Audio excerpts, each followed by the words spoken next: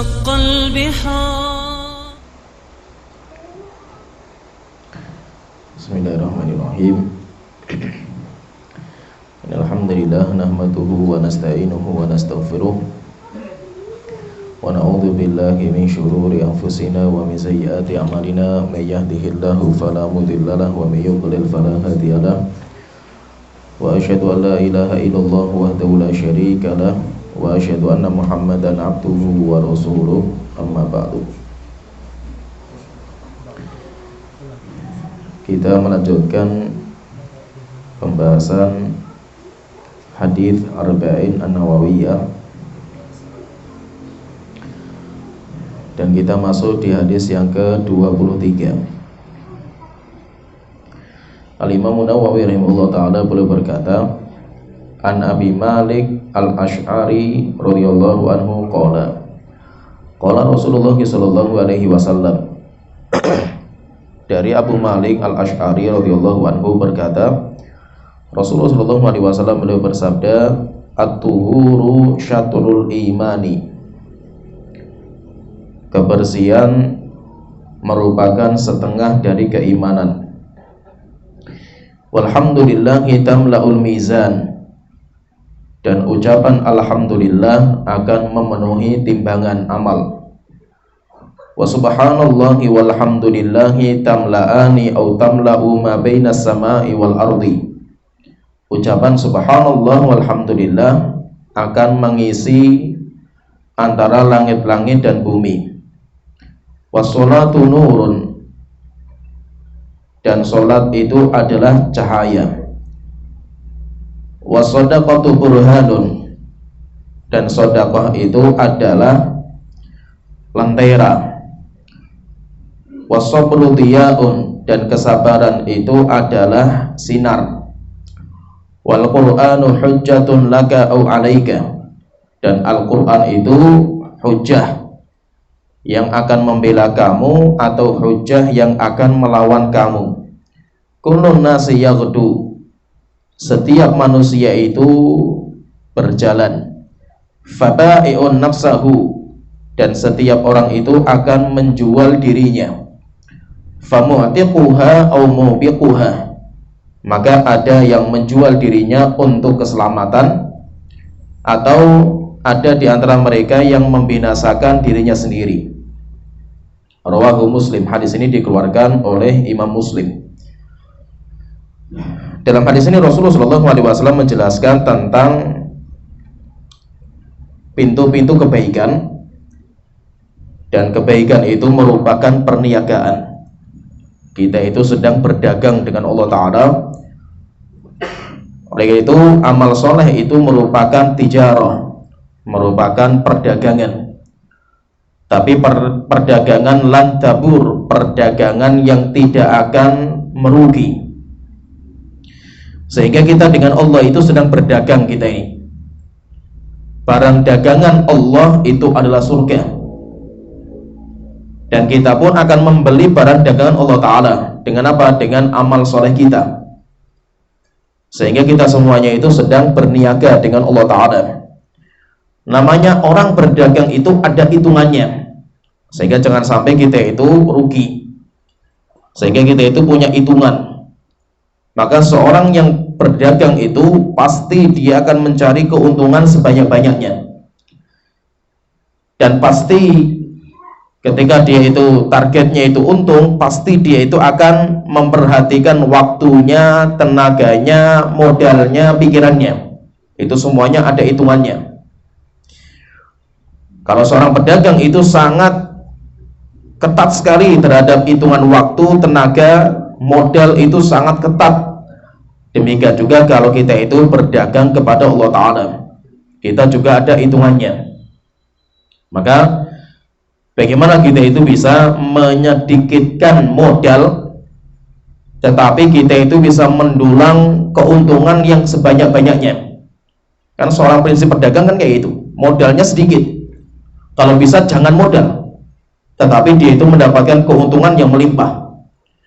Demikian juga kalau kita itu dengan Allah Ta'ala, kita harus cari sebuah usaha, sebuah bisnis yang modalnya sedikit, tetapi keuntungannya itu besar sekali.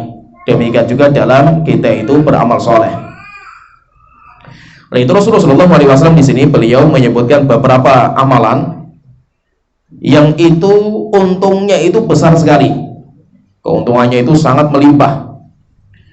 Rasulullah SAW menyebutkan, kalau kita perhatikan di sini berarti ada beberapa amalan.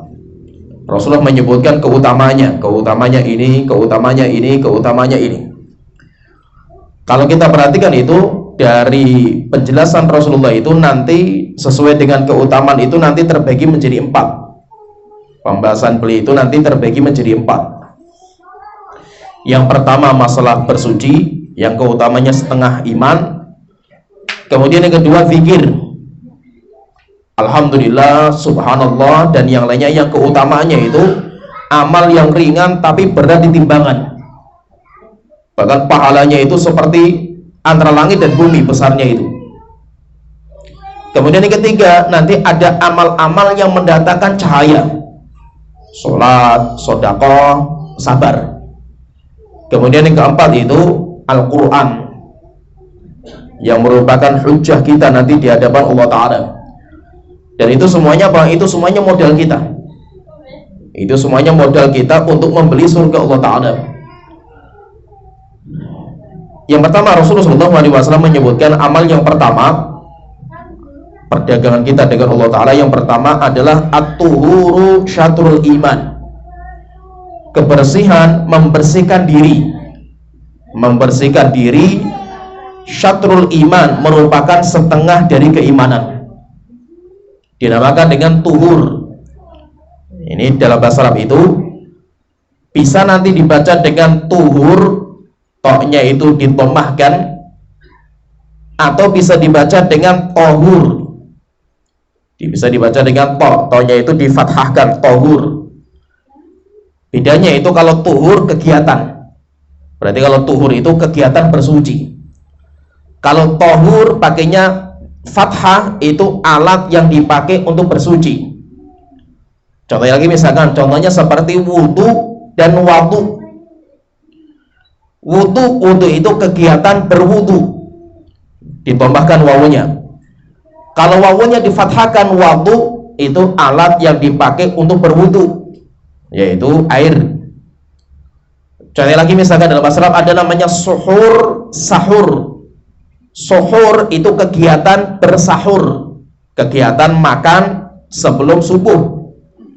Sedangkan sahur pakainya fathah, yaitu sinnya itu fathah, itu makanan. Itu makanan yang dimakan di waktu kita itu makan di waktu itu. Nanti kalau waktunya namanya sahar. Waktunya namanya sahar. Kegiatan tukang sihir namanya sihir. Itu karena berkaitan masalah waktu itu. Orang yang makan, kegiatan makan di waktu itu, waktu sahar, itu namanya suhur.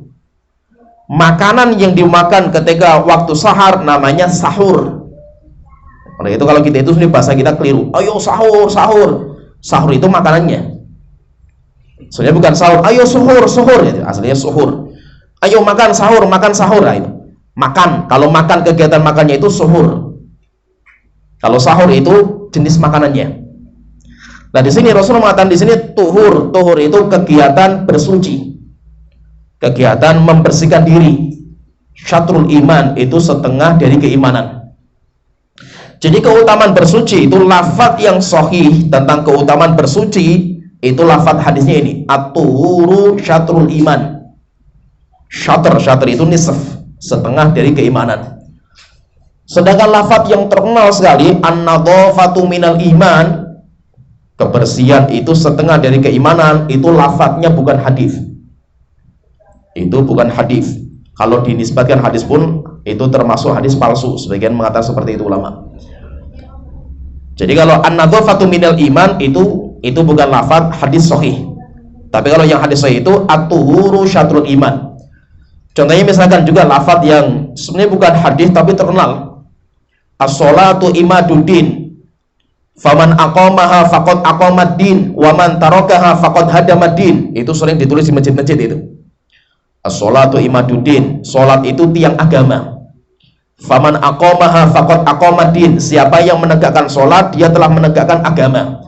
Wa man tarakaha, siapa yang meninggalkan sholat telah menghancurkan dan merobohkan bangunan agama dia. Itu bukan hadis, ucapan ulama.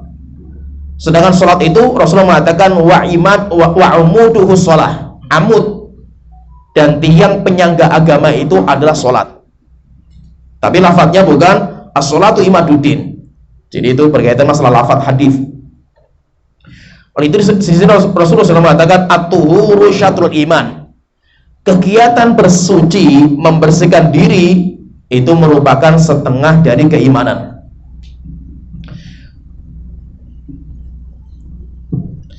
Dan bersuci itu kegiatan membersihkan diri atau dinamakan dengan namanya toharoh. Toharoh itu kebersihan. Kalau toharoh itu kebersihan. Kalau at-tuhur membersihkan diri. Jadi hampir sama lah. Toharoh dengan at-tuhur itu hampir sama. Kebersihan diri atau membersihkan diri itu nanti dibagi oleh para ulama itu menjadi dua. Membersihkan diri itu ada dua. Yang pertama dinamakan dengan toharoh hisiyah. Ini yang pertama, toharoh hisiyah. Kebersihan yang bersifat abstrak, yang bersikap, yang bisa indrawi. Membersihkan sesuatu yang terindra, yaitu sesuatu yang bisa dilihat dengan mata, bisa dirasakan, itu namanya indrawi. Kemudian yang kedua namanya toharoh maknawiyah. Kalau toharoh maknawiyah itu toharoh kebersihan yang sifatnya makna itu enggak terindra, yaitu sesuatu yang enggak terindra, enggak kelihatan dengan indra kita itu. Nah, berarti kebersihan itu ada dua, ada yang hisiyah, ada yang maknawiyah. Kalau yang hisiyah itu yang nanti dibahas sama ulama-ulama fikih. Toharoh hisiyah itu nanti dibahas sama ulama-ulama fikih. Yang hisiyah itu yang nampak, kebersihannya itu nampak. Nampak itu yang dibersihkan itu kelihatan. Kita pakai air, dicuci, dibersihkan kelihatan itu.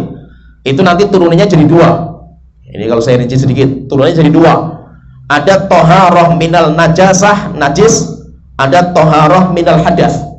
Membersihkan dari kotornya najis. Ini yang pertama. Kemudian yang kedua, membersihkan dari kotornya hadas. Jadi kita berwudu misalkan itu kan kelihatan itu, kegiatannya kan kelihatan itu. Ya. Jadi kebersihan yang sifatnya itu hisiyah, terindra, itu nanti turunnya ada dua. Ada yang membersihkan diri dari kotornya najis. Yang kedua, membersihkan diri dari kotornya hadas. Kalau yang membersihkan najis nanti terbagi jadi tiga. Ini pembagian itu menjadi tiga. Membersihkan badan dari najis. Yang kedua, membersihkan pakaian. Jadi badan, misalkan tangan kita kena najis, kita cuci tangan kita. Yang kedua, membersihkan pakaian. Kalau pakaian kita kena kencingnya anak, kita cuci pakaian kita. Yang ketiga, toharotul makan, membersihkan tempat dari najis. Nah, kalau kita sholat itu tiga-tiganya harus bersih. Badan kita harus bersih, baju kita harus bersih dari najis. Yang ketiga, tempatnya itu harus bersih dari najis. Sedangkan membersihkan hadas itu, nanti hadas itu ada dua. Ada namanya hadas asghor, hadas yang kecil, dibersihkan dengan cara tayamum, dengan cara berwudu. Kan berwudu itu kan nggak kelihatan. Kalau ditanya misalkan hadas itu apa? Hadas itu kayak kita kencing itu kita hadas. Maksudnya hadas itu apa? Sebuah sifat yang nempel pada diri kita. Menghilangkannya kayak apa? Membersihkannya itu dengan cara berwudu, mencuci wajah, tangan. Padahal apa? Kencingnya itu kan lewat kemaluan. Tapi kan yang dicuci malah wajahnya, tangannya itu. Karena itu namanya hadas. Misalkan ini, saya kencing. Ketika saya kencing, air kencing yang keluar itu namanya najis. Air kencing yang keluar itu namanya najis. Ketika saya itu kencing, maka tempat keluarnya air kencing itu harus dicipok, dibersihin dengan air. Karena itu najis. Kalau seandainya kaki saya kena kencing, berarti kaki saya dicuci. Ya, paham ya? Itu namanya najis. Membersihkan najis dari badan atau kalau kena pakaian, atau kena tempat kita mau sholat, dibersihkan tempatnya itu. Kegiatan kita kencing, ketika proses keluarnya kencing itu namanya hadas. Sehingga kalau kita kencing itu, kita membersihkan najis, cebok, mencuci baju yang terkena kencing. Kemudian yang kedua, kita itu berwudu. Lah berwudu itu tuh apa? Berwudu bukan menghilangkan najis. Ya paham ya? Menghilangkan najis dengan cara dicuci. Tetapi berwudu itu untuk menghilangkan hadas. Sehingga apa? Sehingga hadas itu nggak ada kaitannya dengan tempat keluarnya kencing. Karena bukan najis. Hadas itu sebuah sifat yang menempel pada diri kita itu. Kita kentut, itu namanya hadas. Nah, berarti dibersihkan dengan cara apa? Kita berwudu kalau hadasnya itu kecil. Kemudian yang kedua, kalau hadasnya itu besar. Yang kedua itu turunnya itu kalau hadasnya itu besar, maka dibersihkan dengan cara mandi jenabat. Kalau tidak bisa berwudu, tidak bisa mandi jenabat karena nggak bisa menggunakan air. Tidak bisa menggunakan air itu ada dua. Yang pertama, karena airnya nggak ada. Saya mampu pakai air, tapi air nggak ada. Berarti saya nggak bisa pakai air gitu, karena airnya nggak ada. Maka tayamum. Atau yang kedua, airnya ada, tapi diri saya nggak mampu. Sakit saya misalkan itu. Airnya ada, tapi diri saya nggak mampu menggunakan itu. Maka boleh juga tayamum. Nah, berarti itu namanya toharoh hissiyah. Itu yang dibahas sama ulama fikih itu semuanya dibahas. Baik yang itu najis atau yang itu hadas, itu semuanya cara membersihkannya itu semuanya dibahas semua lengkap sama ulama fikih. Karena itu termasuk bab fikih. Tergambar paham ya? Sedangkan toharoh yang kedua itu namanya toharoh maknawiyah. Itu nggak kelihatan, yaitu apa? Kebersihan jiwa. Maknawi itu jiwa, kebersihan hati. Bagaimana supaya jiwa kita itu bersih? Bagaimana supaya hati kita itu bersih? Kenapa? Karena dosa dan maksiat itu membuat kotor, harus kita bersihkan. Ini namanya pembahasan ini ulama fikih tidak bahas itu. Kalau kita pengen bicara masalah ini, maka nanti lari ke kitab-kitab tazkiyatun nufus, pembersihan hati, pembersihan jiwa. Ada kitab sendiri namanya kitab tazkiyatun nufus. Bagaimana supaya hati kita itu bersih? Kenapa? Karena dosa dan maksiat itu membuat kotor, tapi kotornya itu nggak kelihatan gitu. Kalau itu Allah Ta'ala mengatakan dalam Al-Quran itu, innamal musyrikuna najasun. Orang-orang musyrik itu najis. Bukan najis badannya. Kita jabat tangan sama orang musyrik, ya nggak apa-apa. Selama tidak membawa najis secara kelihatan mata gitu. Tangan kita nggak apa-apa gitu. Tapi kenapa Allah mengatakan mereka itu najis? Najis itu keyakinan mereka, hati mereka najis. Demikian juga orang berbuat dosa dan maksiat itu membuat kotornya jiwa, sehingga harus dibersihkan. Dibersihkan dengan apa? Istighfar, dibersihkan dengan bertaubat. Istighfarnya dibersihkan dengan dia itu sholat. Itu kan amal sendiri nggak kelihatan itu. Cara membersihkan kayak apa nggak kelihatan itu. Maka dinamakan dengan maknawiyah. Pembersihan yang gak terindra. Tapi ada. Kalau gitu terkadang orang berbuat dosa itu, ketika dia itu sudah mandi, ada orang berbuat dosa, mandi pakai minyak wangi, pakai baju yang bersih, wangi badannya, tapi hatinya kotor, jiwanya kotor. Nanti akan kelihatan kapan ketika kotornya itu akan kelihatan itu, ketika roh itu dikeluarkan dari jasadnya. Sehingga ketika orang meninggal dunia itu kan ada orang-orang mukmin itu kalau dicabut, setelah itu diangkat ke atas langit kan baunya harum sekali, bau wangi.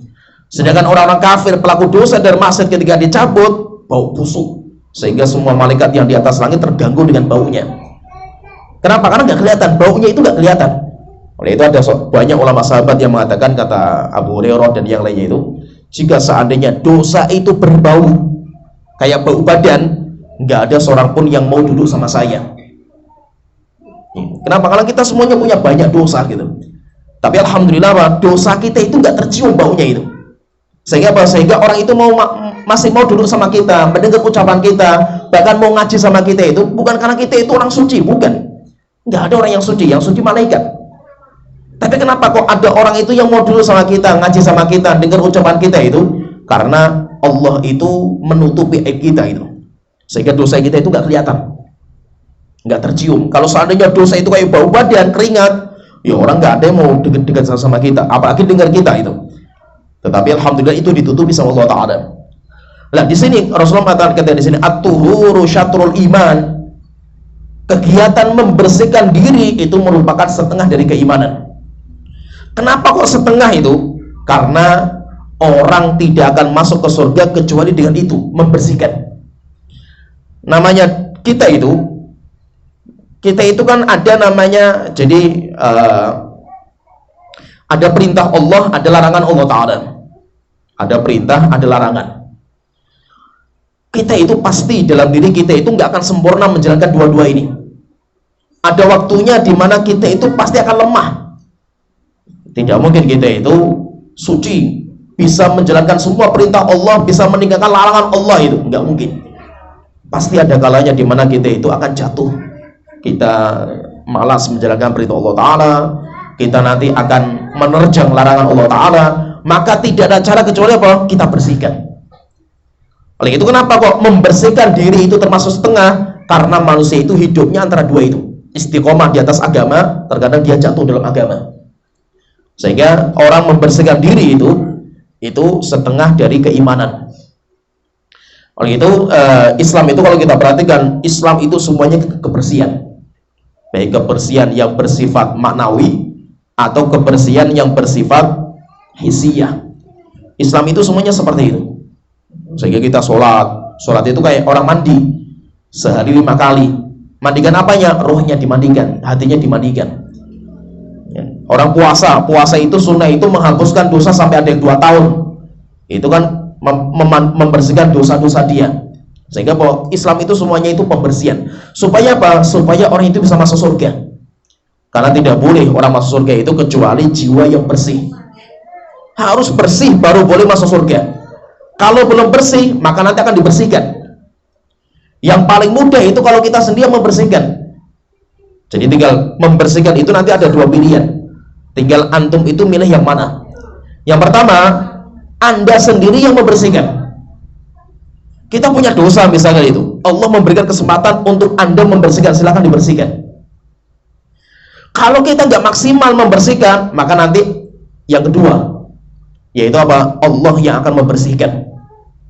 Tapi kalau Allah yang membersihkan itu rasanya sakit, luar biasa sakitnya itu.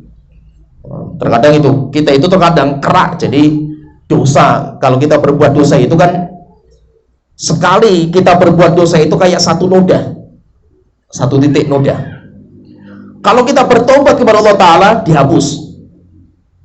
Tapi kalau dosa diulang lagi, yang kedua, titik yang kedua, diulang lagi yang ketiga, sampai jadi kebiasaan, maka hati itu kelam, kayak panci lah istilahnya. Kalau panci itu pertama dipakai untuk masak, baru pertama kali itu kita kalau mau cuci ambil sabun dikerik saja hilang, bersih. Tapi kalau sudah dipakai berkali-kali sampai setahun dipakai untuk masak, dicuci pakai sabun nggak bisa itu. Kecuali apa? Keraknya itu harus kerik pakai pisau itu. Bahkan terkadang pakai pisau saja nggak bisa, kecuali dipalu dulu kan itu. Demikian juga terkadang ada kerak itu, dosanya itu, keraknya itu kayak kerak besi itu ya, sudah mencampur sampai ke dalamnya itu. Besi itu kan banyak sekali keraknya itu. Tapi kan nggak bisa dihilangkan dengan cara dikerik, nggak bisa gitu. Maka kalau kita pengen punya besi yang bagus yang nggak ada keraknya itu, caranya bagaimana? Bakar dulu sampai panas, tempeleng teng gitu loh. Demikian juga bahwa terkadang orang itu keraknya sudah sampai seperti itu. Harus dibakar dulu di api neraka jahanam, tempelengi sama para malaikat. Bakar lagi, tempelengi sama para malaikat tuh, sampai akhirnya bersih dosanya itu.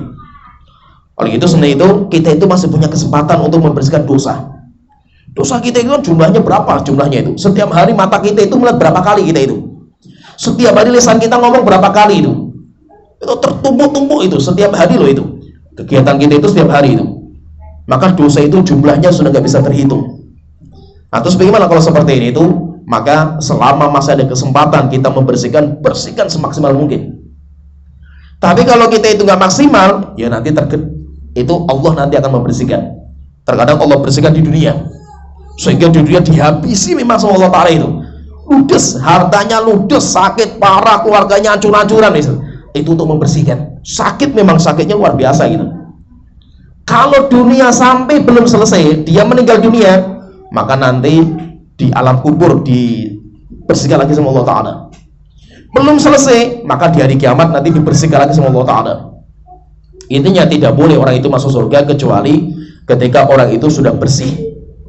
Maka kita itu harus segera membersihkan diri kita.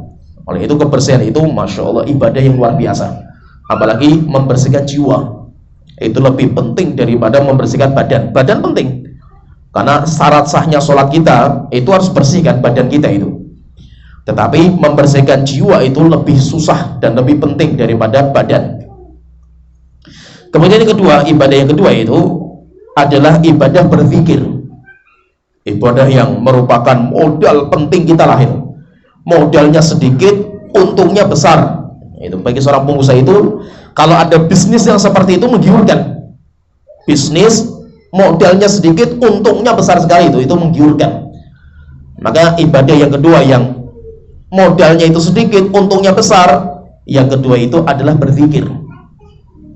Zikir itu kan modalnya nggak ada itu. Kita nggak butuh modal itu. Seperti orang berwudu kan nggak butuh modal itu.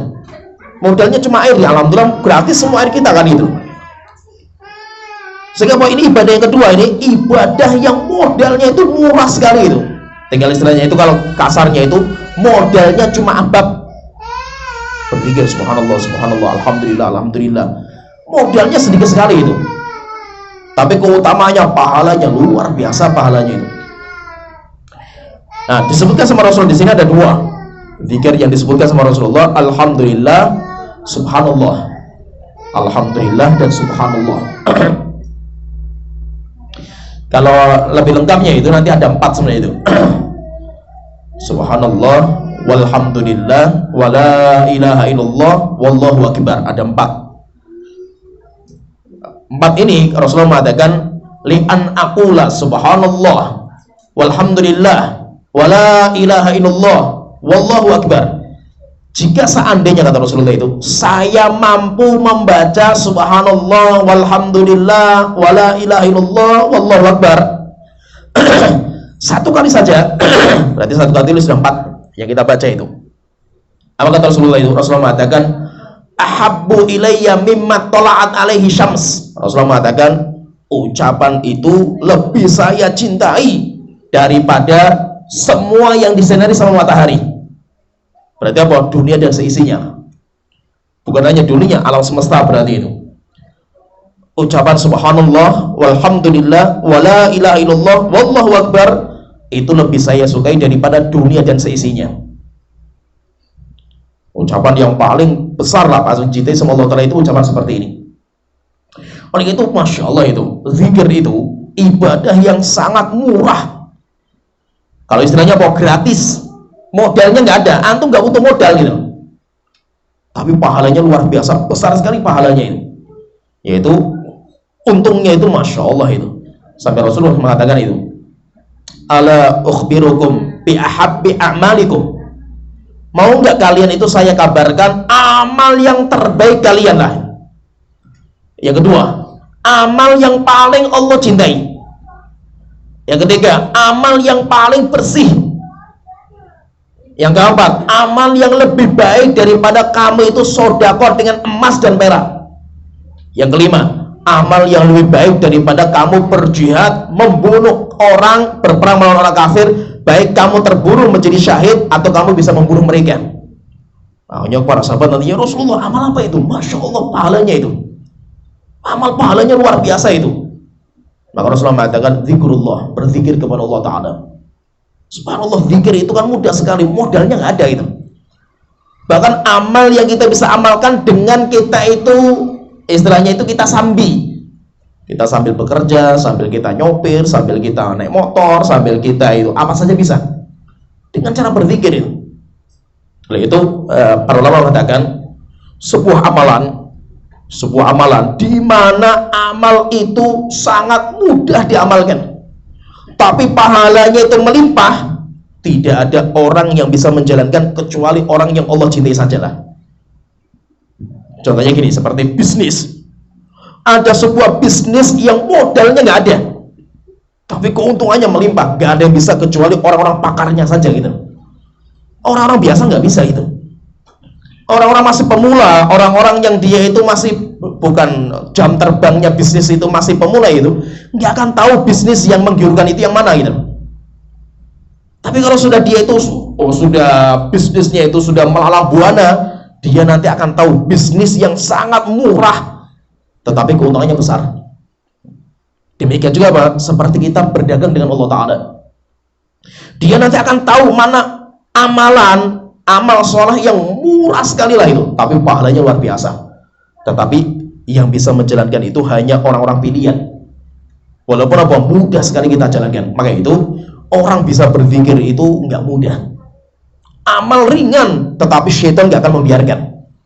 Kenapa? Karena kita punya musuh kita syaitan. Syaitan kita nggak akan tinggal diam itu, membiarkan kita berzikir itu nggak mungkin. Maka itu apa? Ketika zikir itu ringan, pahalanya besar, syaitan kita nggak akan tinggal diam.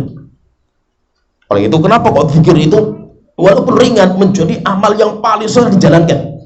Maka itu sampai Rasulullah mengatakan itu dalam doa, mengajarkan doa kepada Mu'adz, "Wahai Mu'adz, inilah hibbuka."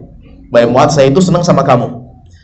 Fala tada'anna dubura kulli sholatin, maka jangan kamu tinggalkan sebelum salam dalam sholat kamu itu untuk membaca doa, Allahumma a'inni ala dzikrika wa syukrika wa husni ibadatika. Wa Tuhanku, bantu aku untuk berzikir kepada Engkau, wa syukrika, bersyukur kepada Engkau, wa husni ibadatika, dan memperbaiki ibadahku kepada Engkau. Yang pertama kali diminta zikir.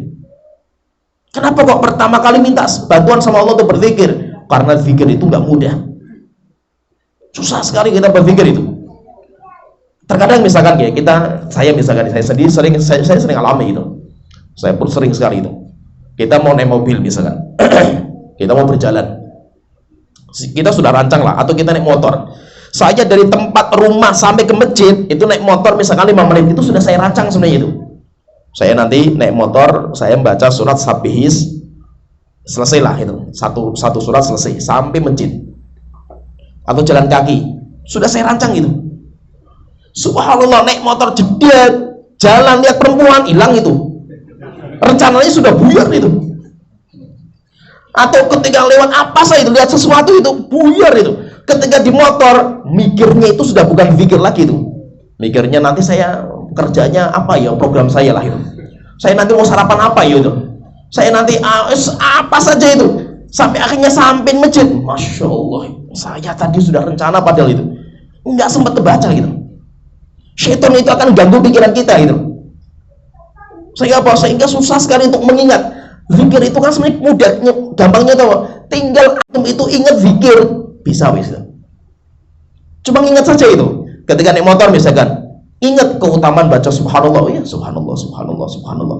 Yang penting itu apa? Ingatnya untuk berzikir itu tok wis modalnya itu. Kalau sudah ingat keutamaan berzikir subhanallah, lisan kita gampang sekali ngomong kan gitu. Kenapa kok lisan kita tuh susah untuk berzikir? Karena pikiran kita nggak pernah ingat zikir gitu. Dan itu susahnya itu di situ. Kalau orang itu sudah dia itu sudah kayak kebiasaan, atau dia itu sudah pikirannya itu zikir, Masya Allah itu. Setiap dia naik motor berzikir, setiap dia itu naik mobil berzikir. Dan itu mudah gitu. Misalnya saya contohkan misalkan ya, kita naik motor. Antum misalkan dari rumah mau pengajian kita di sini itu. Naik motor 10 menit kalau berzikir subhanallah itu sudah berapa kali itu? Subhanallah, subhanallah, subhanallah, subhanallah itu. Subhanallah, Rasulullah mengatakan subhanallah itu bagaikan sebuah tunas yang nanti Allah tanam di surga. Sehingga ucapan subhanallah itu nanti di surga menjadi satu pohon. Orang kalau zikirnya setiap hari 100 kali, berarti dia itu punya 100 pohon setiap hari itu.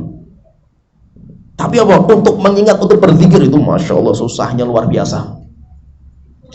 Dan itu memang terkadang itu harus sampai tingkatan di mana zikir itu lebih lezat. Sehingga seakan-akan kehidupan kita itu zikir gitu. Bukan musik gitu. Kebanyakan kita itu dopingnya kan musik gitu. Orang ketika nyopir misalkan itu, kalau nggak nyetel musik yang ngantuk kan gitu. Berarti apa? Dopingnya itu musik gitu. Coba kita rubah itu. Sekarang dopingnya itu Al-Quran. Yo, kalau Al-Quran ngantuk kan gitu. Sudah nyopir lihat nyetelnya murotal ya wes sayu wes les kan gitu. Seakan-akan Quran itu sebagai pil tidur lah gitu. Orang nggak bisa tidur ya nyetel Al-Quran kan gitu. Kajian kayak gini, rekaman-rekaman itu kan biasanya kan kapan didengar gitu? Ya sebelum tidur kan gitu. Asik gitu loh, ceramahnya Ustaz asik kan gitu. Tiba-tiba tidur sendiri kan gitu. Jadi kalau nggak bisa tidur itu dopingnya ya Al-Quran, dopingnya ya kajian kan, itu dopingnya gitu. Sedangkan musik itu doping untuk aktivitas kerja kan gitu. Nah, sekarang harus kita balik itu. Rupanya apa? Ada yang lebih lezat daripada musik gitu. Yaitu apa? Al-Quran, yaitu apa? Zikir, itu Masya Allah luar biasa itu. Tapi memang nggak ada yang bisa seperti itu kecuali orang-orang yang Allah berikan hidayah. Oleh itu zikir itu pahalanya luar biasa dan murah sekali, nggak modal lah kita itu. Modal nggak ada itu, cuma memperbanyak untuk memikirkan saja itu. Keutamaan subhanallah, alhamdulillah, wala ilaha illallah, Allahu akbar, itu terus Masya Allah itu. Coba kita misalkan ya baca Quran Al-Fatihah sajalah gitu. Misalkan antum nggak punya banyak hafalan, ya sudah, dari rumah mau berangkat kerja 10 menit atau 15 menit, setengah jam, Al-Fatihah diulang-ulang, kodok wes pokoknya Al-Fatihah itu. Coba sampai berapa kali Al-Fatihah itu? Kan nggak harus mikir kan itu, sambil nyopir alhamdulillahirabbil alamin, kan nggak usah mikir itu ya. Al-Quran kan sudah kodok Al-Fatihah itu kan itu kalau dibaca berulang-ulang sudah berapa kali kita baca itu. Tapi anehnya itu kok kenapa nggak pernah bisa kita itu seperti itu. Padahal kan mudah, nggak usah yang susah-susah gitu. Kecuali kalau hafalan Quran yang susah-susah kan kita nggak bisa itu. Yang mudah-mudah saja itu, nggak apa-apa diulang-ulang, tapi itu saja susahnya luar biasa itu. Oleh itu memang berzikir itu ibadah yang sangat ringan, tapi godaannya banyak, sehingga tidak ada yang bisa menjalankan itu kecuali orang-orang yang Allah berikan hidayah. Kemudian yang ketiga, amal yang ketiga itu amal-amal yang bisa mendatangkan cahaya. Amal-amal yang bisa mendatangkan cahaya di hari kiamat, dan itu amal yang pahalanya luar biasa kalau itu. Karena sebagai penerang kehidupan kita itu, dunia dan hari kiamat, yang paling penting di hari kiamat. Penerang itu yang paling penting nanti di hari kiamat. Maka disebutkan sama Rasulullah di sini ada 3. Rasulullah mengatakan wassolatu nurun. Salat itu adalah nur. Nur itu cahaya. Cahaya itu adalah sesuatu yang sinar yang dia itu tidak membawa panas. Makanya namanya cahaya rembulan. Yaitu cahaya rembulan itu mana? Karena cahayanya itu nggak panas. Itu namanya nur. Wasodaqatu burhan. Kemudian yang kedua, sodaqah itu burhan. Burhan itu nanti disebutkan di sini nanti ya. Ada nur, ada burhan, ada dia. Sodaqatu dia. Sodaqah itu adalah dia. Dia itu sinar. Sinar itu yang membawa panas. Sinar matahari. Sehingga matahari kan namanya sinar, bukan cahaya matahari. Sinar matahari karena panas, membawa panas.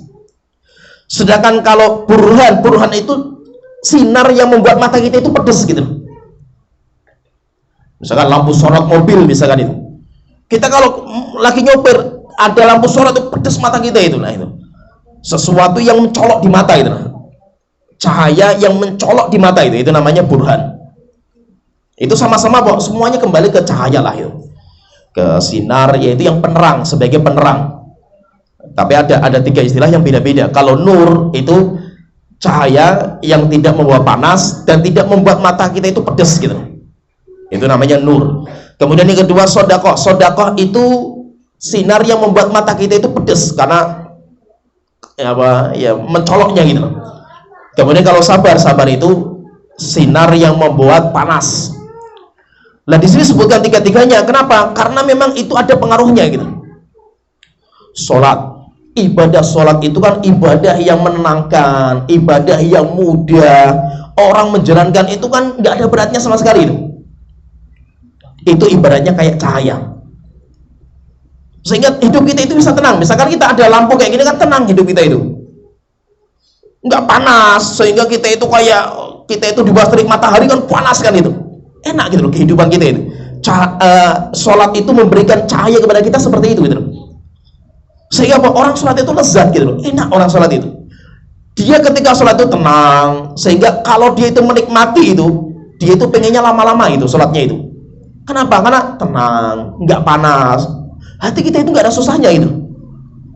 Itu namanya cahaya. Yang kedua, sodakoh. Sodakoh itu ibaratnya kayak mencolok itu. Yaitu apa? Orang kalau mau sodakoh itu kayak rohnya mau dicabut gitu istilahnya itu.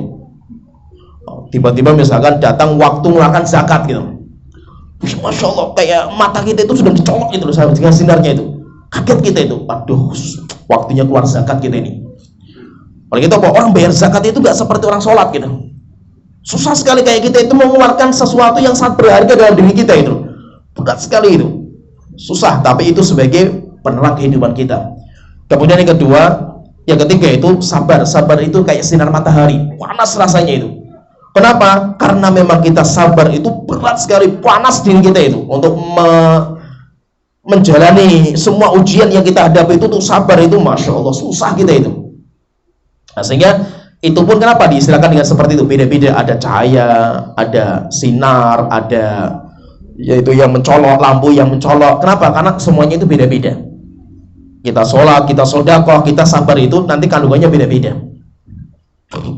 Oleh itu Rasulullah SAW itu, beliau itu dijadikan sebagai pelipur lara, dijadikan sebagai tempat rekreasinya, dijadikan sebagai penyejuk matanya Rasulullah itu sholat.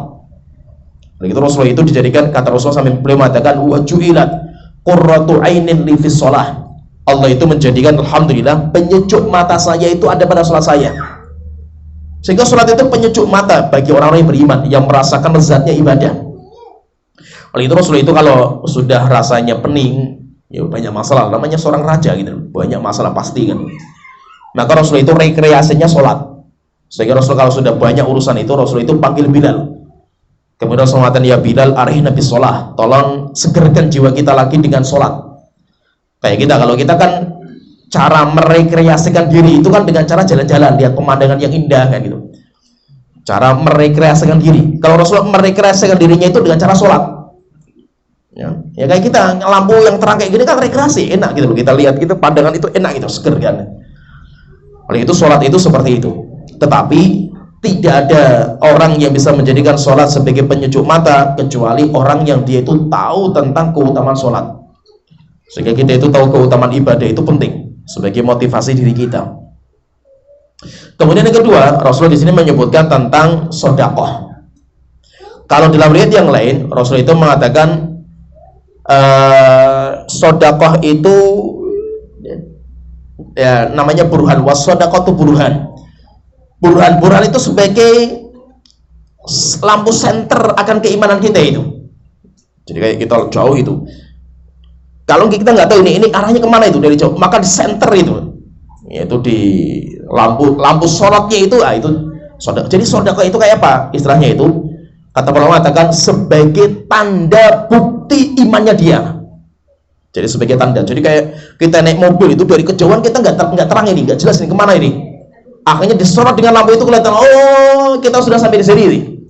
Oh arahnya Pekalongan itu di sana itu, ketahuan itu. Demikian juga apa? Untuk mensenter, untuk mengetahui keimanan kita itu benar atau tidaknya itu sedekah. Sehingga sedekah itu kayak sebagai lampu sorot untuk penanda sholat kita itu, penanda iman kita itu. Jadi misalnya gini, orang untuk sedekah itu berat. Kenapa berat? Coba kita gambarkan misalkan itu. Kita sudah capek-capek kerja, cari duit dengan banting tulang, peras keringat. Setelah kita dapat, malah kita bagi ke orang. Itu kan gak main-main, kecuali orang yang memang benar-benar iman dia itu benar, baru dia itu bisa menjalankan. Dan memang awal-awal itu orang sedekah itu rasanya berat sekali rasanya itu, sampai terkadang istilahnya itu kayak orang itu mau dicabut nyawanya itu.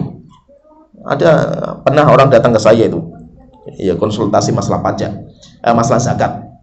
Ustaz, saya itu kalau sudah masuk Ramadan itu, saya itu kayak mau mati rasanya. Nah akhirnya kenapa? Nah kenapa Pak itu? Karena kan Ramadan saya mengeluarkan zakat gitu. Masya Allah, kalau saya mengeluarkan zakat itu kayak mau dicabutnya masalah Ustaz itu. Nah, akhirnya saya tanya, kenapa Pak itu? Saya itu kalau keluar zakatnya 100 juta Ustaz. Sekali mengeluarkan zakat itu 100 juta dia itu. Kayak rohnya mau dicabut tuh, mengeluarkan duit 100 juta itu. Duit 100 juta itu tuh beli mobil bisa itu. Nah, akhirnya saya bilang, Pak, Anda itu nggak usah lihat 100 jutanya gitu. Coba lihat di ATM Anda itu berapa gitu. Oh zakat nggak banyak kan, yang dikeluarkan cuma 2,5% kan gitu. Berarti kalau 2,5% dipotong tuh zakat, berarti sisanya masih berapa itu? 75 kan gitu. Masya Allah, 97,5 kan itu. Masya Allah 97,5 itu masih di rekening gitu. Cuma keluarnya 2,5% itu saja, Masya Allah beratnya luar biasa itu.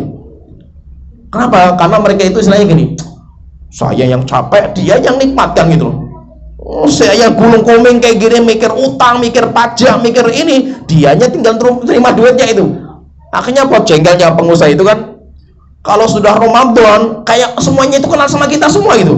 Oh, Pak Haji, gimana Pak Haji kabarnya? Oh, kurang ajar, Ramadan baru kenal gitu loh. Selama ini kita capek mikir bisnis kita itu nggak ada yang kenal kita gitu loh. Tapi kalau sudah Ramadan kenal semua sama kita itu. Pekalongan kayak gitu kan, banyak pengusaha-pengusaha kayak gitu. Kalau sudah Pekalongan, panggilan Pak Haji itu banyak sekali itu. Tukang becak ketemu, oh Pak Haji gimana kabarnya Pak Haji gitu. Pak Haji semua itu kalau Ramadan itu kan. Karena apa? Karena pengen minta zakatnya. Jadi susahnya itu kayak gitu. Kita yang capek, susah, payah, kita yang mikir, dia yang dapatkan itu. Enak sekali dia dapatkan itu. Akhirnya apa? Orang tidak bisa, dia itu sedekah, tidak bisa mengeluarkan harta untuk Allah Ta'ala kecuali memang orang-orang yang dia itu benar sekali itu, iman dia itu benar gitu, kelihatan gitu. Kenapa? Sudah disorot dengan lampu sedekahnya itu, kelihatan gitu. Dari jauh sudah kelihatan dia itu orang mukmin.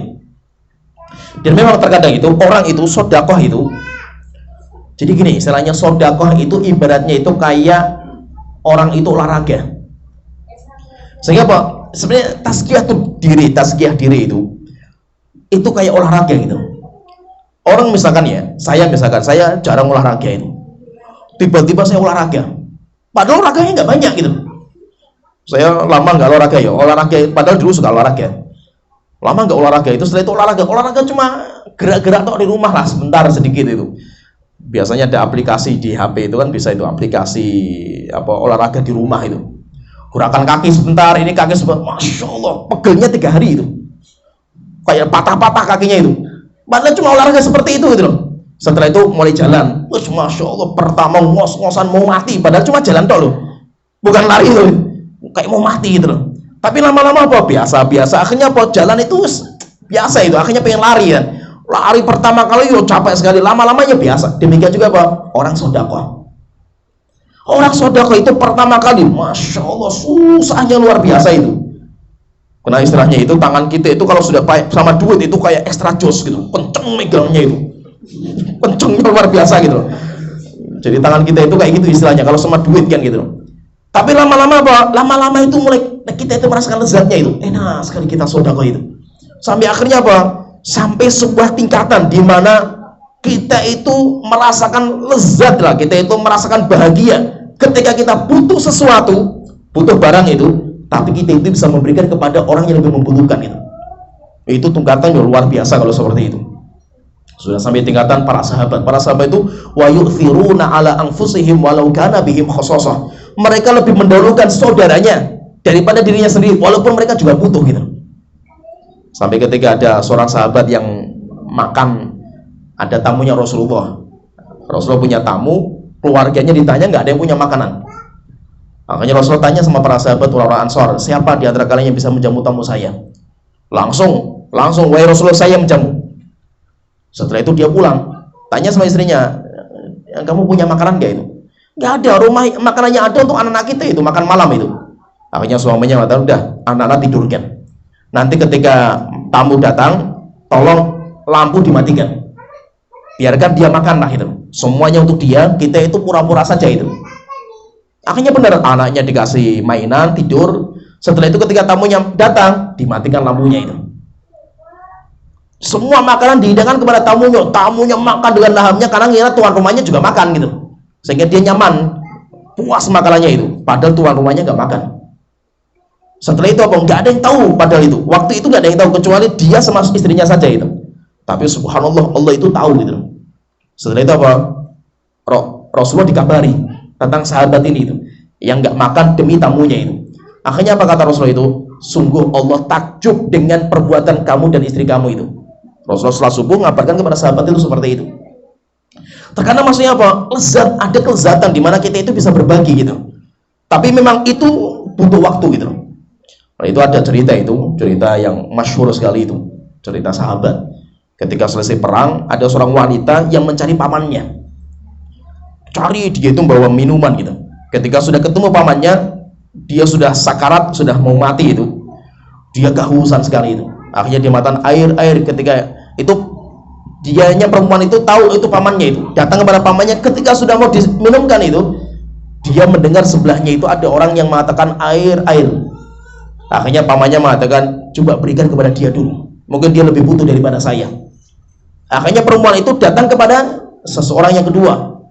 Ketika mau diminumkan, dia mendengar sebelahnya ngomong juga air. Akhirnya dia ngomong, tolong berikan kepada itu dulu, mungkin dia lebih butuh itu. Akhirnya perempuan itu datang kepada orang ketiga. Orang yang ketiga sudah meninggal, mau diminumkan sudah meninggal, nggak bisa. Akhirnya perempuan datang ke orang kedua sudah meninggal. Datang ke paman yang pertama, pamannya juga sudah meninggal. Kondisi sudah mau mati saja itu bisa ithar, berbagi kepada orang lain itu. Dan itu butuh latihan memang kita ini. Nanti ada kalanya di mana kita itu bangga ketika kita itu bisa ngasih orang itu, walaupun kita butuh juga gitu. Kalau itu apa? Jadikan diri kita itu kalau bisa itu. Ini sebagai standar lah, pedoman lah kalau bisa itu. Pedoman hidup kita itu apa? Jangan sampai kita itu menampakkan di hadapan orang itu sesuatu yang membuat orang itu belas kasihan sama kita gitu. Ya paham ya mas saya itu? Jangan sampai apa? Kita itu tampakkan di hadapan orang itu pakaiannya kusut, kayak menunjukkan kita itu nggak punya duit gitu, sukanya ngeluh gitu, walaupun nggak minta cerita gitu. Aduh, saya lagi butuh duit ini, nggak punya duit ini. Ya sebenarnya mau minta tapi ngeluh dulu lah gitu. Akhirnya orang ngasih. Dan ya jangan, seorang muslim itu kalau bisa itu apa? Di hadapan orang itu wibawa. Oleh itu para sahabat itu nggak merasa butuh dengan orang, sehingga para sahabat itu, orang kalau nggak tahu sahabat, melihat para sahabat itu kaya-kaya semua itu. Yasabuhumul jahilu aghniya aminat ta'affuf. Orang kalau nggak tahu sahabat, melihat sahabat pasti ngira orang kaya raya para sahabat itu. Kenapa? Sahabat itu kalau di rumah nggak makan, nggak punya makanan itu, ketika di luar kayak orang yang sudah makan kenyang gitu. Kenapa? Nggak pernah ngeluh sama orang gitu. Nah, kalau bisa itu seperti itu gitu. Sampai akhirnya apa? Kita sedang butuh sesuatu, tapi kita lihat teman kita itu lebih butuh. Akhirnya kita bisa berbagi itu, dan rasanya lezat. Dan itu perlu berlatih memang itu. Perlu berlatih. Walaupun semua kita itu memang tipikal kita lah itu, cikal bakal hati orang itu semuanya pelit terhadap harta yang dia miliki, pastilah gitu. Apalagi barang yang kita cintai itu, kita bisa memberikan orang barang yang kita cintai, yo luar biasa. Kalau barang yang kita nggak butuh itu gampang lah gitu. Kita punya barang-barang di gudang misalkan itu, yang sudah nggak kita pakai itu, kita sodakokan gampang, wah itu barang sudah sampah bagi kita kan gitu. Tapi kalau kita barang ini kita butuh gitu, kita sangat cinta, tapi kita bisa berbagi sama orang lain, itu luar biasa. Oleh itu Allah telah mengatakan, lan tanalul birra hatta tunfiqu mimma tuhibbun. Kalian tidak akan sampai ke puncak kebajikan yang paling tinggi sampai kalian itu bisa berbagi terhadap apa yang kamu cintai itu. Dan itu luar biasa para sahabat itu, tingkatan para sahabat. Kalau kita ya berlatih saja. Kita berlatih. Jadi kalau bisa itu lihatkan di hadapan orang kita itu kaya raya. Sehingga apa? Orang itu menganggap kita kaya itu. Sehingga banyak orang yang semuanya larinya ke kita itu, padahal kita nggak punya juga padahal itu. Padahal apa-apa itu juga kita itu kredit juga, kita itu apa-apa juga nggak punya duit juga, tapi orang yang itu kita kaya raya gitu. Supaya apa? Supaya orang itu tidak belas kasihan sama kita gitu. Kalau bisa itu kita bantu walaupun kita nggak punya gitu. Nah, jadi kalau bisa itu kita itu seperti, walaupun apa, sedekah itu nggak mudah. Oleh itu sedekah itu dinamakan burhan. Burhan itu sebagai lampu sorotnya akan iman kita. Dari jauh sudah kelihatan, oh kita itu mukmin, karena ada lampu sorotnya itu. Kemudian ketika Rasulullah mengatakan wasabru diya, dan sabar itu merupakan dia itu kayak sinar matahari. Kita kalau di bawah sinar matahari itu kan nggak betah lama kita itu. Demikian juga sabar, butuh perjuangan kita bisa di bawah terik matahari itu. Maka orang sabar itu berat sekali sabar itu. Dan sabar itu nanti dihitung pertama kali, yaitu sabar itu dihitung, sabar itu awal kali, pertama kali terjadi musibah. Oleh itu Rasulullah mengatakan innamas sabru inda sadmatil ula. Sabar itu dihitung sabar inda sadmatil ula, di awal cambukan pertama itu, yaitu musibah pertama. Kalau sudah sehari, 2 hari, sudah sepekan, 2 pekan, sudah sebulan, orang sabar itu biasa gitu. Sabar itu apa? Awal ditimpa musibah. Kalau gitu awal ditimpa musibah itu, masya Allah berat sekali itu sabar gitu. Nah itu kenapa kok kita itu harus saling takziah, kita itu berkunjung ketika kita punya teman yang sakit, kita itu berkunjung supaya apa? Mengingatkan teman kita itu untuk sabar itu. Karena ketika ditimpa musibah kayak gini, ilmu tentang sabar itu hilang gitu. Contohnya misalkan kita sudah mungkin lah, kita sudah kelotok dari masalah sabar lah gitu. Subhanallah, suatu ketika anak yang paling kita cintai meninggal gitu. Biarlah gitu. Terkadang apa? Pas waktu seperti itu, ilmu masalah sabar itu hilang semua di pikiran kita itu. Akhirnya apa? Kita itu berat untuk menerima gitu loh. Ya kan? Tapi apa? Ketika kita itu mungkin sudah setahari, 2 hari, 3 hari, ilmu itu muncul lagi kan gitu. Akhirnya kita bisa menerima. Maka itu sabar itu beratnya di awal. Kalau sudah lama itu kita semuanya sabar itu. Mau nggak sabar terus mau apain lagi kan itu? Nggak ada pilihan kan gitu. Tetapi kalau sabar itu paling berat. Dan nanti para ulama mengatakan sabar itu ada 3 tingkatan. Sabar itu nanti ada 3 tingkatan. Yang pertama, sabar yang paling tinggi lah tingkatannya itu. Sabar dalam menjalankan perintah Allah Ta'ala. Rupanya untuk kita jalankan perintah Allah itu butuh kesabaran yang ekstra gitu. Sabarnya luar biasa. Dan itu sabar yang paling tinggi derajatnya. Sabar yang pahalanya paling besar. Sabar dalam menjalankan perintah Allah Ta'ala. Yang kedua, sabar dalam meninggalkan larangan Allah Ta'ala. Rupanya untuk meninggalkan dosa itu perlu kesabaran ekstra. Sabar yang luar biasa lah, mati-matian, apalagi sudah jadi budaya. Kita berbuat dosa, dosa kita sudah jadi budaya. Itu untuk meninggalkan mati-matian kita itu butuh kesabaran. Yang ketiga, ini sabar yang paling rendah lah, sudah nggak ada pilihan. Yang ketiga ini sabar dalam menerima ujian, musibah. Itu sudah tingkatan paling bawah. Kalau itu kalau kita itu sabar dalam ketika ditimpa musibah, itu sudah tingkatan paling bawah. Nggak ada pilihan kalau itu, guys. Kalau itu kan ketika ditimpa musibah itu jedian, kita kena musibah jedian itu. Karena nanti manusia itu ada 4 tingkatan. Ketika orang ditimpa musibah itu, manusia itu ada 4 tingkatan. Tingkatan yang paling tinggi, orang yang bersyukur. Syukur, yaitu syukur itu apa? Dia itu malah bisa memuji Allah Ta'ala. Alhamdulillah Allah menimpakan musibah ini kepada saya. Sehingga malah dia itu bisa bersyukur gitu. Ini tingkatan paling tinggi. Kalau ini orang yang paling tinggi derajat imannya lah gitu. Yang kedua, di bawah yang kedua itu orang yang ridho. Ridho itu apa? Orang yang menerima dengan ya 50% lah gitu. Jadi antara musibah dan tidaknya itu 50% dia itu. Itu orang yang ridho, meridhoi akan ujian yang dia ditimpakan kepada dia itu. Kemudian tingkatan di paling bawah yang wajib lah, ini standar, nggak ada pilihan itu sabar. Sabar itu aslinya dia nggak bisa menerima itu, tapi dia paksa dirinya untuk menerima itu. Akhirnya dia itu bisa menerima dengan susah payahnya itu namanya sabar. Nanti di bawah itu hukumnya haram, dosa, yaitu orang yang sukhut itu nggak terima, tidak bisa mengekang jiwanya untuk sabar. Maka itu namanya sabar. Sabar itu apa? Habsun nafsi, mengekang jiwa untuk bisa menerima musibah Allah Ta'ala, itu namanya sabar. Itu tingkatan paling rendah. Kalau kita paling tinggi ya bersyukur, kita mendapatkan musibah itu malah kita bersyukur kepada Allah Ta'ala. Itu tingkatan orang-orang yang paling tinggi derajat imannya itu.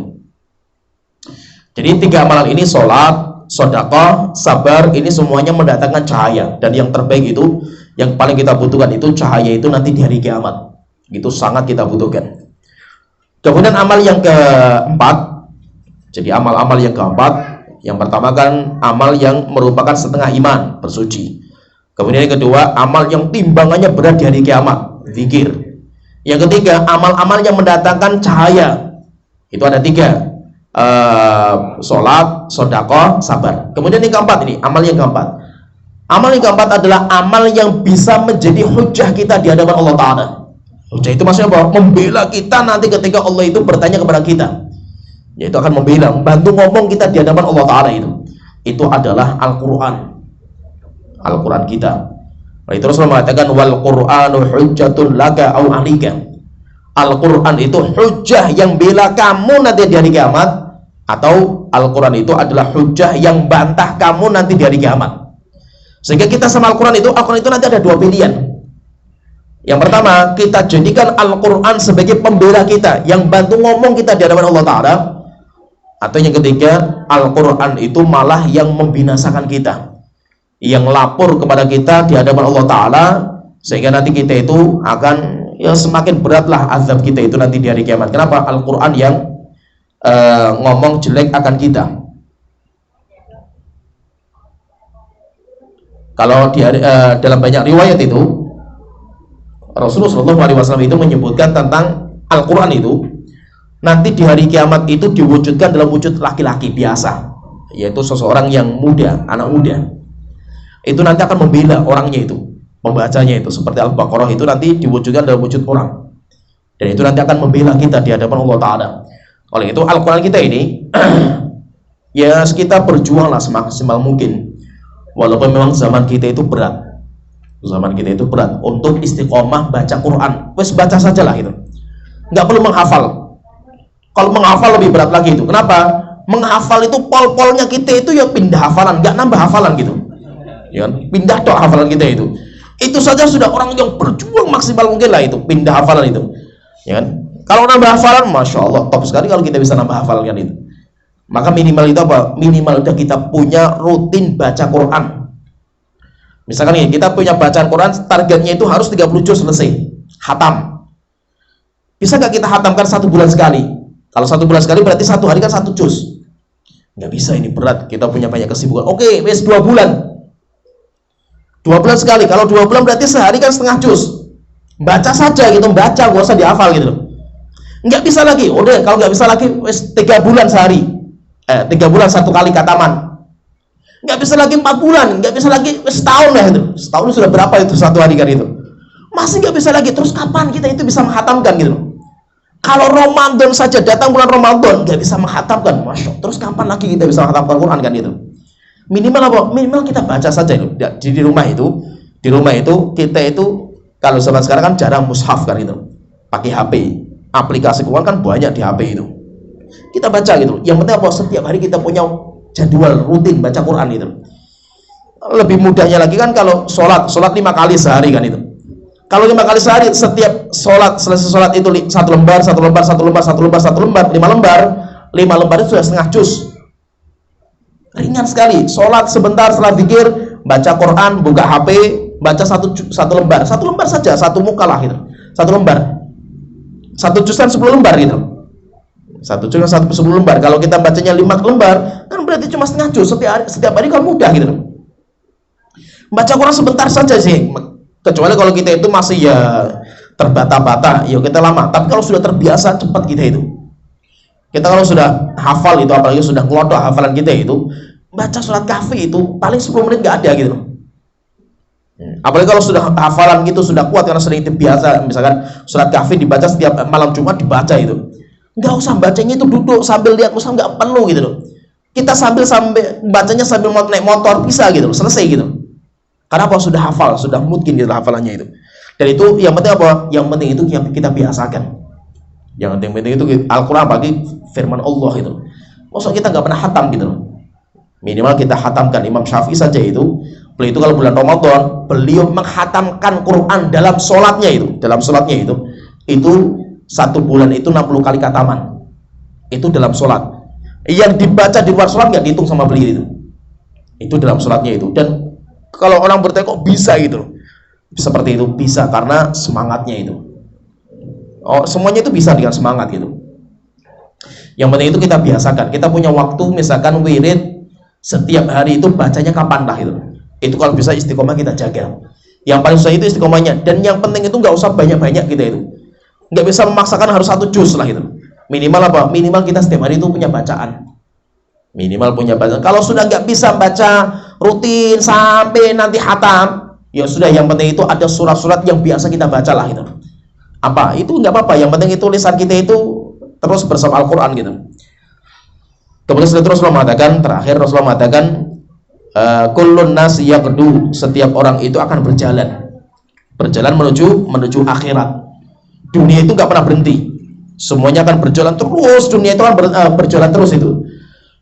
Maka kullun nas yaqdu, setiap orang itu pasti akan berjalan. Faba'i'un nafsahu, dan setiap orang itu akan menjual dirinya. Tinggal dia itu jual dirinya untuk siapa itu? Untuk surga atau untuk neraka jahanam. Famu'tiquha, ada yang berjuang untuk membebaskan dirinya dari azab, yaitu dimasukkan ke surga. Ada juga orang yang menjual dirinya untuk neraka jahanam. Dan itu nanti pilihannya kita. Bagaimana kita itu?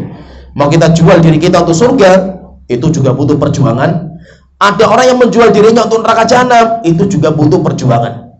Bukan berarti orang yang berbuat dosa itu nggak berjuang. Mereka juga butuh perjuangan mereka itu untuk berbuat dosa dan maksiat. Demikian juga bahwa kita yang berbuat kebaikan, kita butuh berjuang juga. Orang yang berbuat dosa modal juga, bahkan modalnya lebih besar daripada orang yang berbuat kebaikan. Orang yang berbuat kebaikan pun juga butuh modal. Sehingga apa, semuanya itu capek. Orang yang berbuat dosa capek loh mereka itu. Bukan berarti berbuat dosa itu nggak capek. Capek, lelah, letih mereka itu. Demikian juga bahwa kita yang beribadah pun capek, lelah, letih. Maka minimal apa? Capeknya kita, lelahnya kita, letihnya kita itu untuk amal soleh kita itu. Sehingga apa? Kita pusingnya itu karena mikir amal kita itu. Kita capeknya itu karena amal soleh kita itu. Jangan sampai capek, lelahnya kita itu untuk membeli neraka jahanam. Naudzubillah. Orang membeli neraka itu nggak murah loh.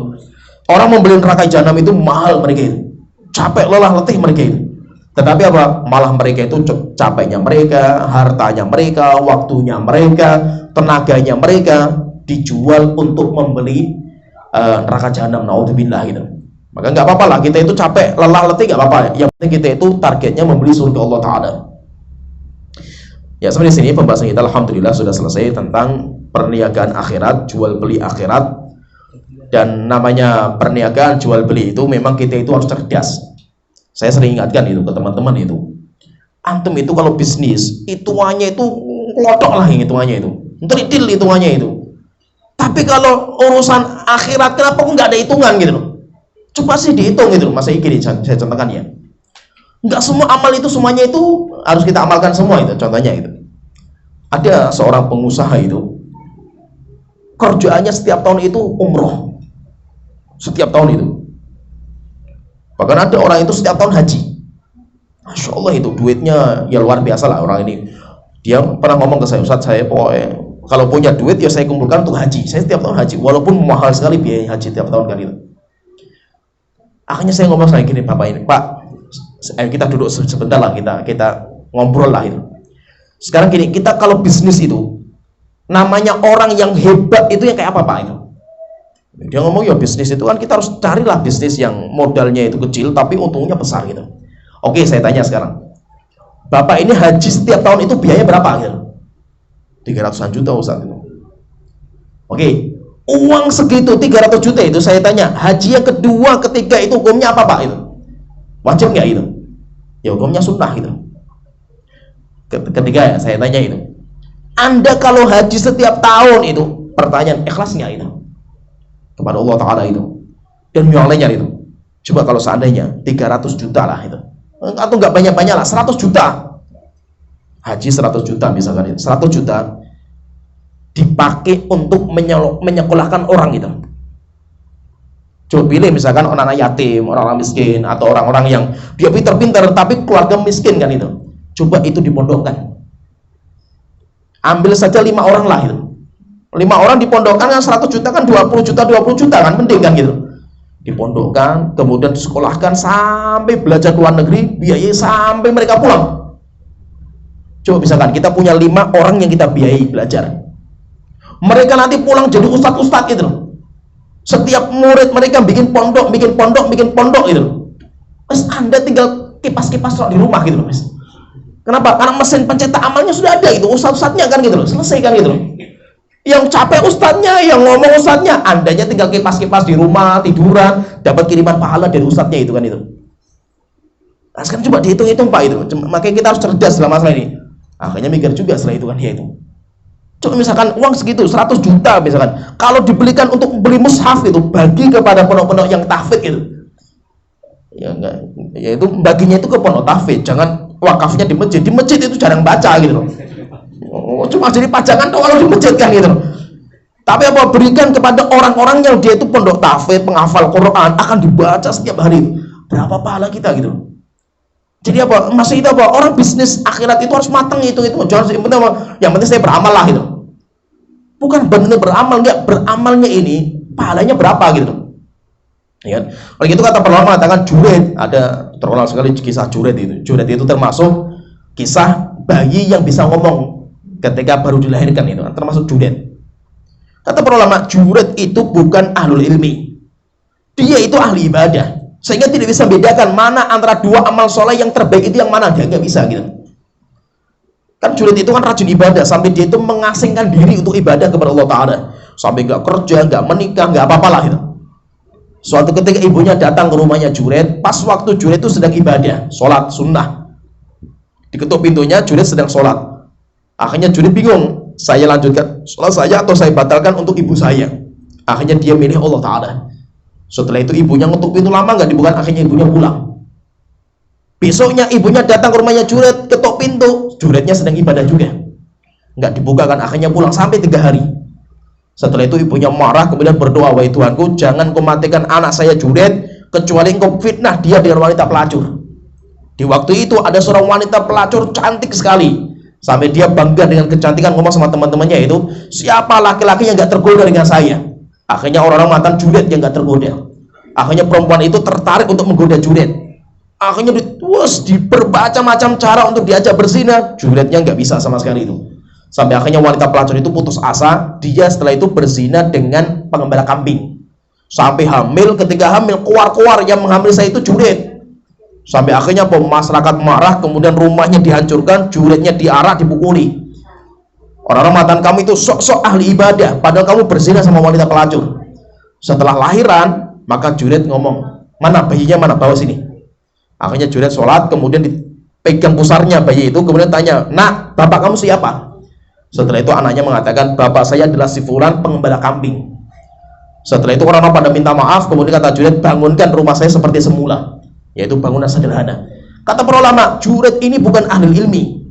Kalau seandainya dia ahli ilmi, pasti akan batalkan sholatnya demi ibunya, karena bakti sama ibunya wajib kan itu.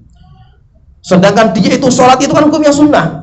Sehingga maksudnya itu apa? Orang itu namanya orang bisnis itu. Ini ada 5 bisnis depan mata saya itu. Saya punya modal ada 5 bisnis. Nggak mungkin yang penting jalanlah itu. Nggak bisa. Saya cari mana bisnis yang paling hebat, yang paling bagus lah, menggiurkan itu. Akan saya cari kan. Ketika depan saya itu ada banyak amal saya yang bisa saya kerjakan itu.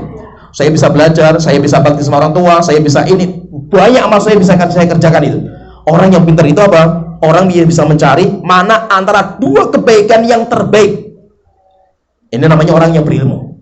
Orang yang berilmu itu beda sama orang awam. Orang awam itu orang yang bisa membedakan mana yang amal soleh dan mana yang dosa. Oh ini soleh, ini dosa. Ini orang awam. Sedangkan orang yang berilmu itu adalah orang yang bisa membedakan mana yang terbaik dari yang baik-baik. Oh ini ada anak amal 10 amal ini, mana yang terbaik sekarang? Oh yang terbaik yang ini itu. Ah dia bisa mencari yang terbaik itu. Nah itu namanya apa? Itu namanya orang bisnis. Tapi bisnis kita untuk akhirat. Sehingga kalau kita berbisnis itu cari amal yang paling terbaik dari yang baik-baik. Nah itu para sahabat kalau datang ke Rasulullah itu kan tanya bukan, ya Rasulullah amal soleh itu apa? Bukan. Ya Rasulullah tunjukkan amal yang terbaik itu apa? Amal yang paling afdol, yang paling mulia itu apa? Gitu. Mereka tanya mesti seperti itu. Nah, berarti menunjukkan apa? Kita itu jangan sekedar yang penting beramal soleh, jangan. Kita bukan pengusaha ecek-ecekan kita itu, tapi kita itu pengusaha terbaik. Sehingga apa? Kita bisnis itu hitungannya ada. Semuanya ada hitungannya, semuanya itu ada kalkulasinya itu ada. Maka demikian juga kita bisnis akhirat pun ada hitung-hitungannya. Ya sampai di sini alhamdulillah kita sudah selesai hadis yang ke-23. Nanti insya Allah kita akan masuk di hadis yang ke-24 tentang kekuasaan Allah Ta'ala. Nanti kita bicara tentang bagaimana kehebatan Allah Ta'ala.